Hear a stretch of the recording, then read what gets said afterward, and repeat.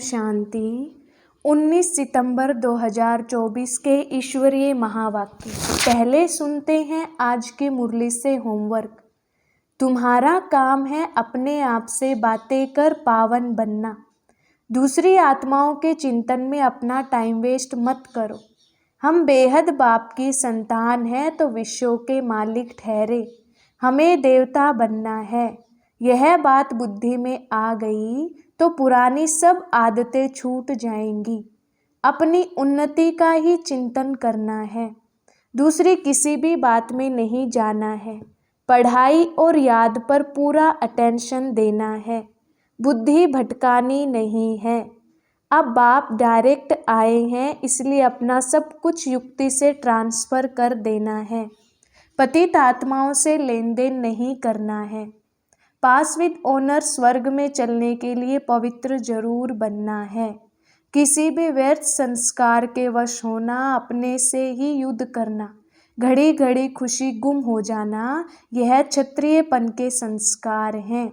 अब सुनते हैं ईश्वरीय महावाक्य विस्तार से। मुरली का सार। मीठे बच्चे, तुम्हारा काम है अपने आप से बातें कर पावन बनना। दूसरी आत्माओं के चिंतन में अपना टाइम वेस्ट मत करो।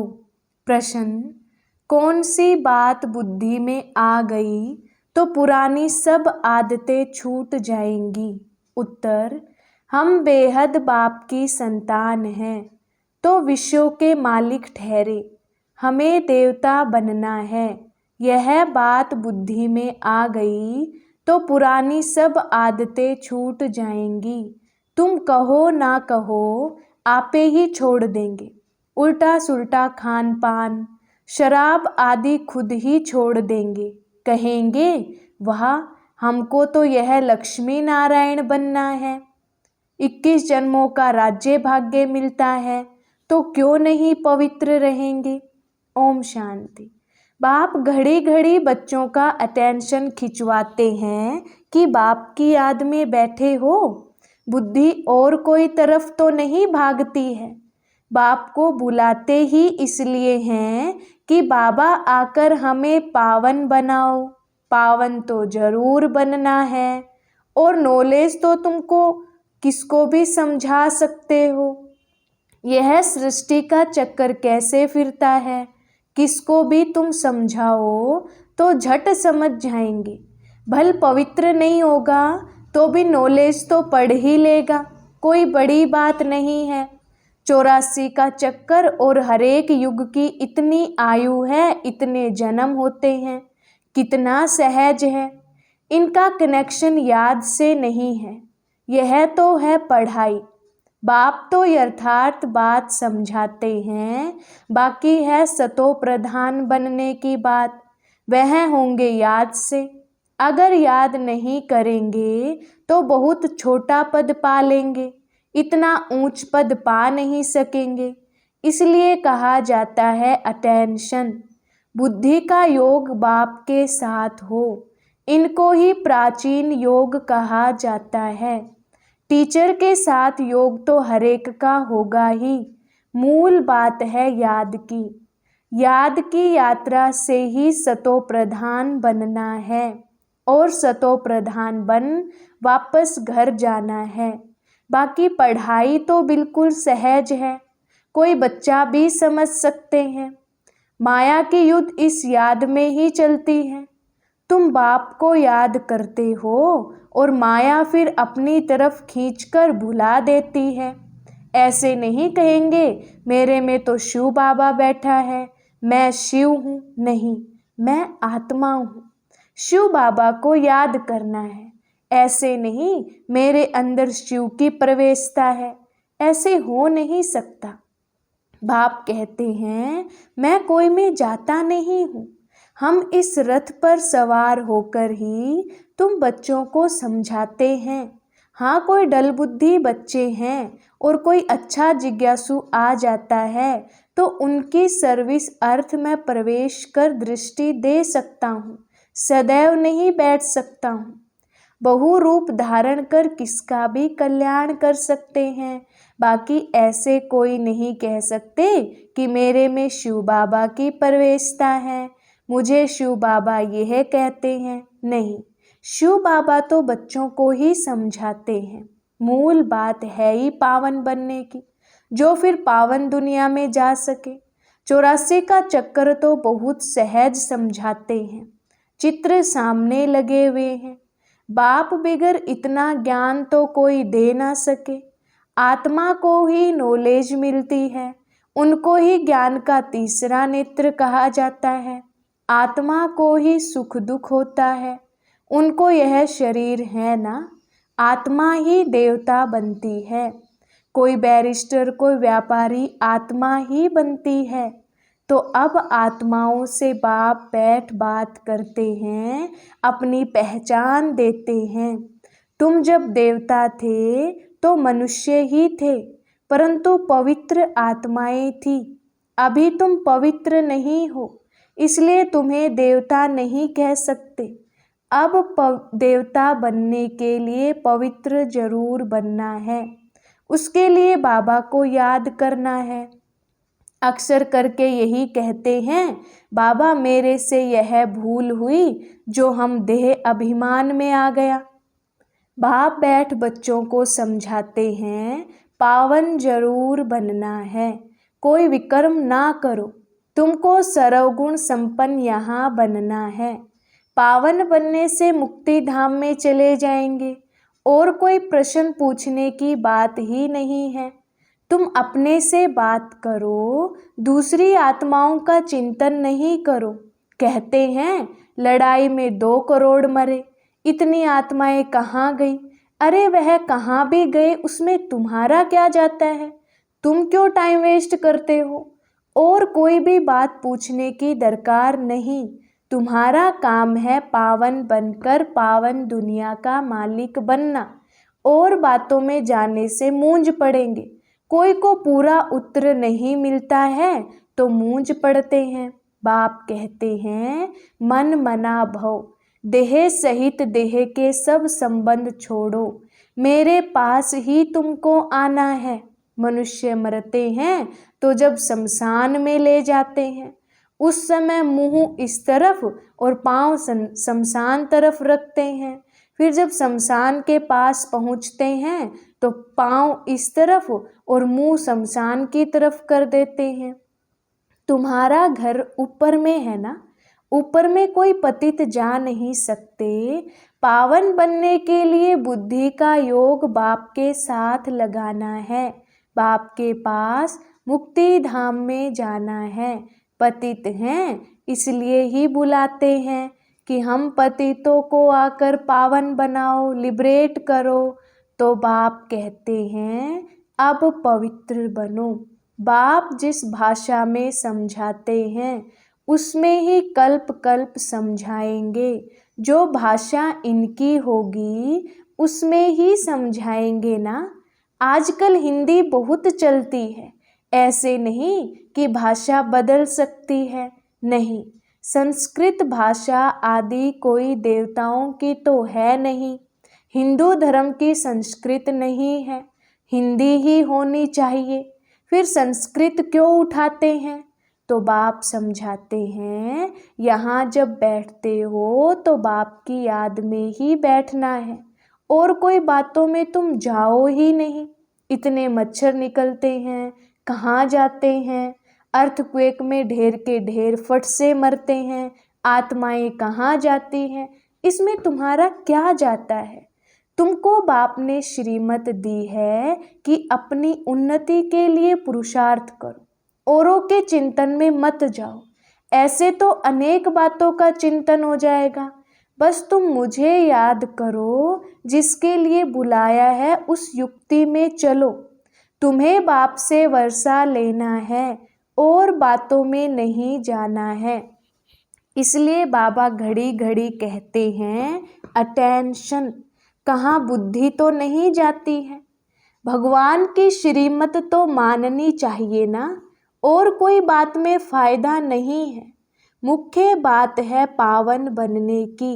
यह पक्का याद रखो, हमारा बाबा बाबा भी है, टीचर भी है, प्रीसेप्टर भी है।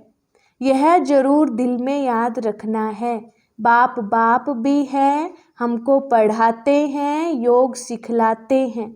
टीचर पढ़ाते हैं तो बुद्धि का योग टीचर में और पढ़ाई में भी जाता है।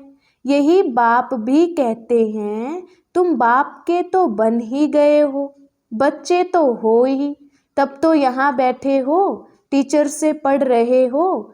कहाँ भी रहते बाप के तो हो ही, फिर पढ़ाई में अटेंशन देना है। शिव बाबा को याद करेंगे तो विक्रम विनाश होंगे और तुम सतो प्रधान बन जाएंगे।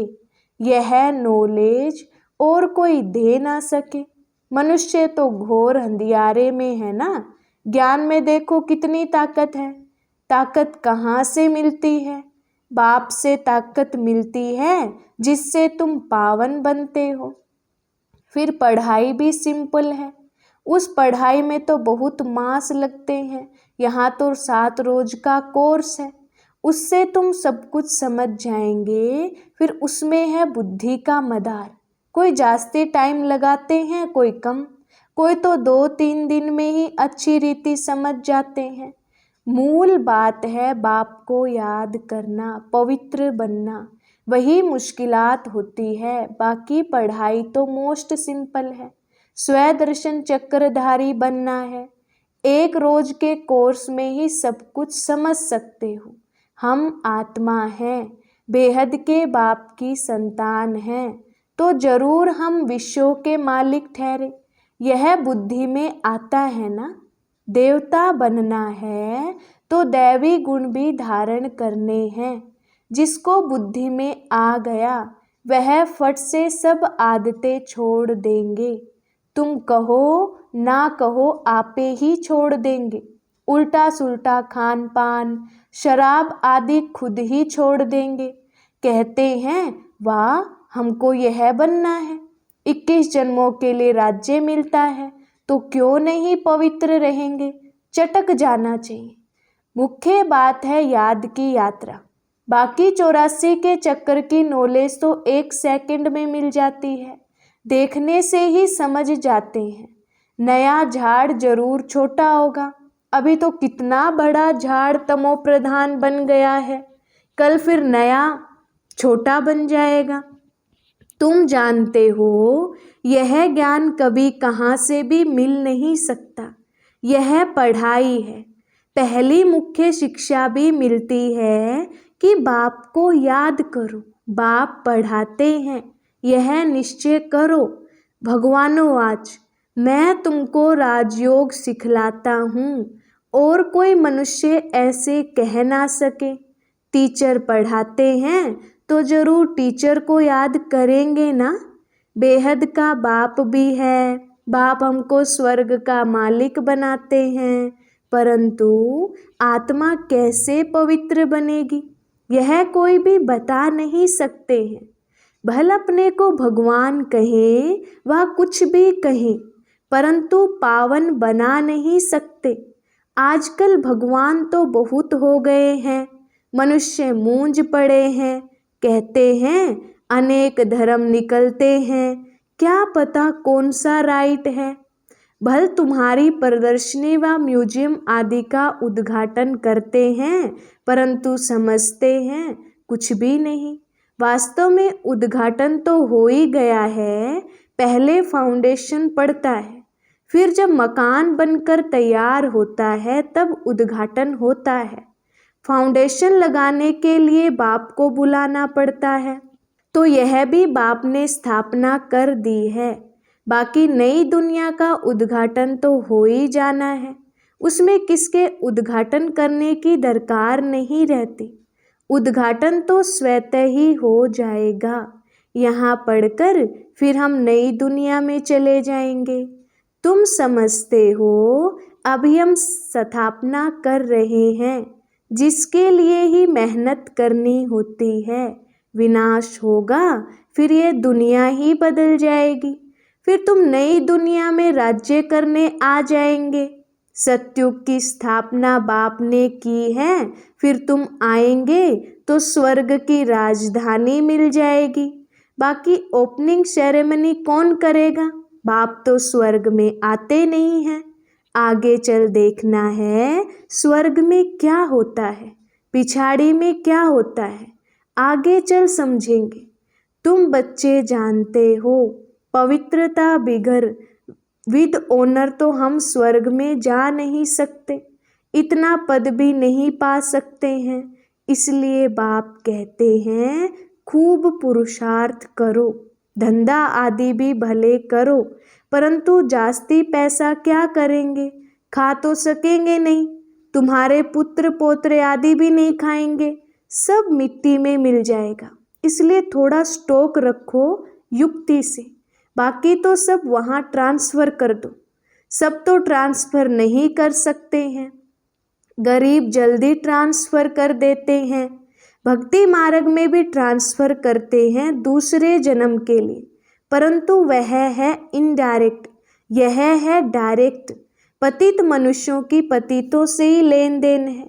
अभी तो बाप आए हैं, तुम्हारी तो पतितों से लेन देन है नहीं। तुम हो ब्राह्मण, ब्राह्मणों को ही तुम्हें मदद करनी है। जो खुद सर्विस करते हैं उनको तो मदद की दरकार नहीं। यहाँ गरीब साहूकार आदि सब आते हैं, बाकी करोड़पति मुश्किल आएंगे। बाप कहते हैं मैं हूँ ही गरीब निवाज। भारत बहुत बड़ा खंड है। बाप कहते हैं मैं आता भी भारत में हूँ, उसमें भी यह आबू सबसे बड़ा तीर्थ है, जहाँ बाप आकर सारे विश्वों की सद्गति करते हैं। यह है नरक। तुम जानते हो नरक से फिर स्वर्ग कैसे होता है। अभी तुम्हारी बुद्धि में सारी नॉलेज है। बाप युक्ति ऐसी बताते हैं पावन बनने की, जो सबका कल्याण कर देते हैं। सतयुग में कोई अकल्याण की बात, रोना पीटना आदि कुछ भी नहीं होता।